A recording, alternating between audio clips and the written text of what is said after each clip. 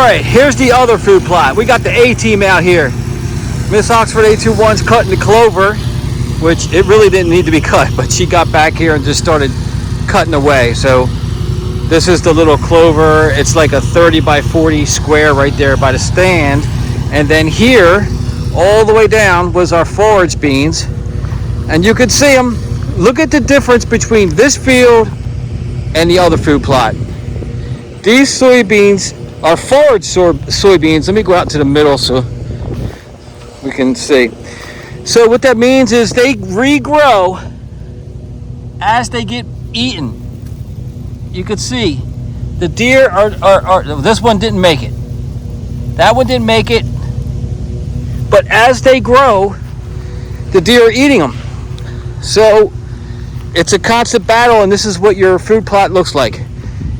Now it's got a carpet of green on it, mixed with dirt. So what I was going to do, I got the buggy with my hybrid system, and I got the chain drag back there.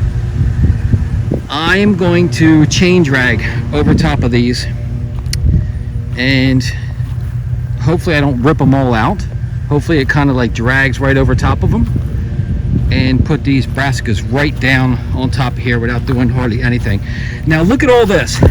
This is the remnants of the wheat and rye. See how it completely covers the dirt? I don't like that. You got to get that off. Like broadcasting the seed onto that, I don't think it's going to grow. And up here was the worst. And look, here's another thing. You could see where I missed with the Roundup when I was spraying this before I planted these soybeans. See, like right there's a patch right in the middle of the field. That's where I missed. That's how much the weeds grow instantly if you don't kill them. Like right here, I missed this. Look at this patch here. We got to cross the ditch. There's ditches in all the fields. But this is a patch of weeds where you can see how I was like coming down, and I would make a turn to go back down with the sprayer. So this strip right here, I missed. And look how tall that is. That's crazy. And this. So I remember when I was spraying, I didn't want to spray too close to the buckwheat. And that's what happens. A field of grass. It's terrible. This needs to be re-killed. If I had a bale, I could bale this grass. But the buckwheat, look at the buckwheat. This is all new. All that's all new. But the soybeans, if I would have had an electric fence, this is all soybeans, but look how little they are. They're 6 inches because they just keep. I could lean down at every plant. Every stinking one is eaten. I got cameras down here. I got cameras over here, and the deer just come out here and graze like cattle, and they're looking for any new shoot, and they just eat it. Every one. So the electric fence is definitely the ticket for food plots, but it's thundering. It's getting ready to pour on us. So I've got the seeds with us. I'm gonna drag this super fast and sprinkle these seeds down and try to get out of here. But that's the difference. And this is pretty big. This is like 2 acres back here of food plot. And I thought, oh well, I increased the size this year, so the deer browse won't be that bad. It doesn't matter. Once they know it's there, they're just going to keep coming back. They'll keep it. That's their food plot. They're going to keep coming back and mowing it down.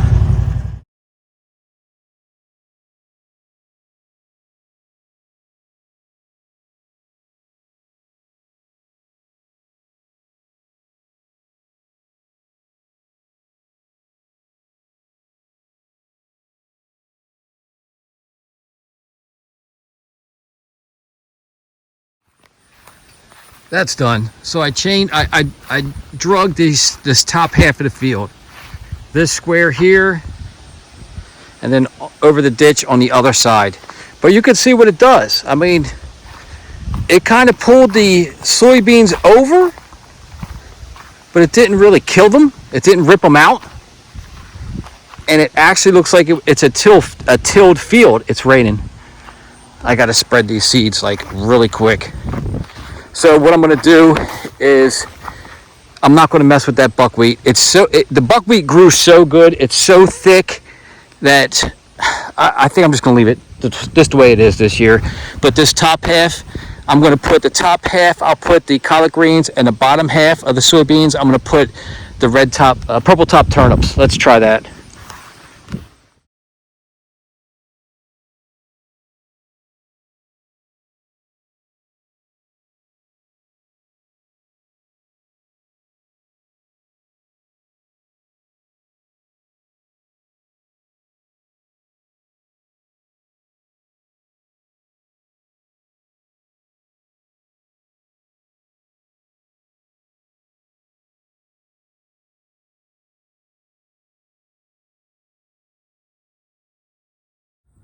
Okay, the whole top half of the field is done.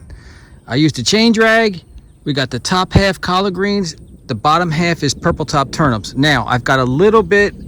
I probably got one more spreader full of collard greens left. All the turnips are gone. So I'm going to try this no-till method. I'm going to use the chain drag, and I'm going to do one pass in this buckwheat, down, back, and I'll try to knock it down after I spread the collard green seeds in it.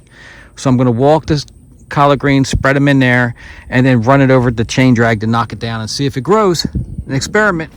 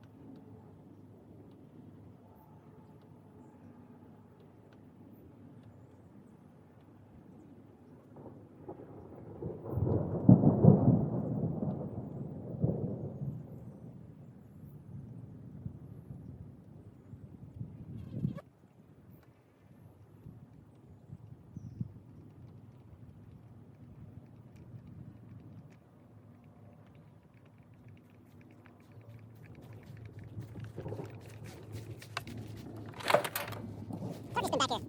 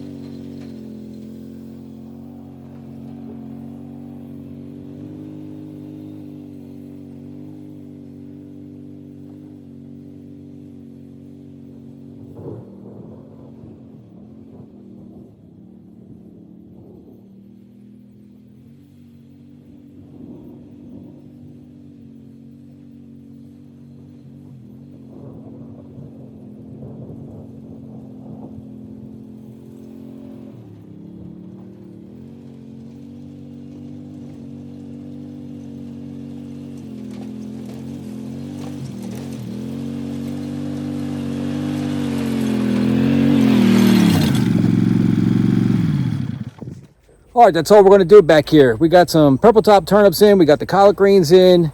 This bottom half is so thick with buckwheat and weeds. It's got a lot of weeds in it because it's a new field that I would have to get the little tractor and the bush hog out to mow that. And I just don't have time. It's getting ready to pour down rain. I just wanted to get the seeds that I had in the ground. They're all in there. The other food plot's done. If I have time, if I do anything, I'll mix up another batch of Roundup and I'll probably drive this whole bottom over top of it, over all this bottom, kill this off, and maybe the other field I planted earlier today, I might do a pass over that new stuff that I just planted just in case any grass tries to grow back up. But we'll see. This is it for the year. We'll see what grows. It worked last year. Now, if I put the electric fence around this backfield, I think these soybeans would have a chance to probably get a foot high, foot to 18 inches high before it freezes. They would have a chance, but there's no sense. They're not going to get any beans on them or anything, but I could do it. I could try to save this field of soybeans right here and let them grow a little bit taller, but the dirt's there, made it easier for me to plant. So we'll just leave it and see what happens. We'll do an update later, closer to hunting season, and see what we got. Got done just in time.